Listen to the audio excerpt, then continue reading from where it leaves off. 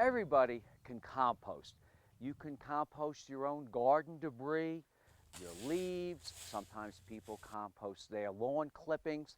At the same time, you can compost your coffee grounds or eggshells. Now, I don't really recommend putting any substances like oily things in your compost pile. They don't break down that quickly.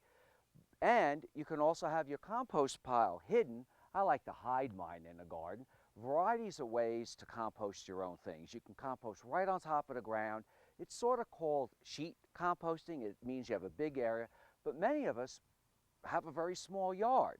So you can use some of the barrel composting methods where you're turning your compost in this plastic bin. But I really like a very simple way of composting, and that is just getting something like a compost sack. And if you look at what I've got here, this is made up of old debris from leaves. Some of my old gourds and old pumpkins are in here. And I just keep adding layers over time. And you might have 2 or 3 of these in the garden. I'll use this one this year, and then I'll start another one next year. But if you reach down and you go all the way in to the bottom, you're going to find very dissolved compost after about a year. This isn't quite done yet. Liquid gold for your garden.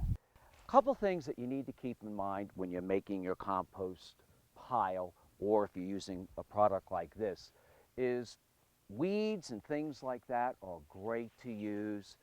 Again, weeds without seeds.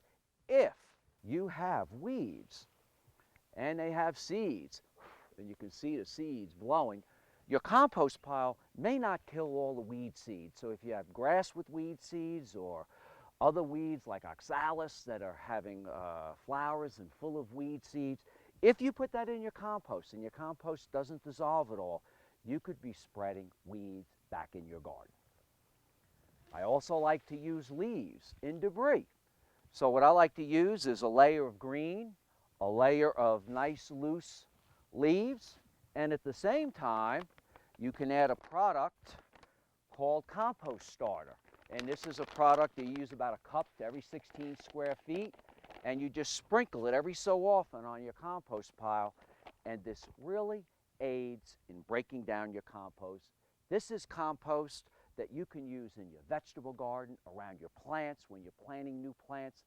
It's rich in soil life. There is nothing better than having your own compost. But let me show you, if you don't have your own compost, what you can go out and find in the marketplace. If you don't have time to do your own compost, or if you don't have a garden that's big enough, you can go out and purchase your own compost. And this is known as a compost sock. It's filled with super compost. It's real easy to plant. You can put it on your deck, you can put it on your patio. Anyway, just pull up on this netting that lasts for 3 years. I'm going to plant 3 plants in this. It's this simple.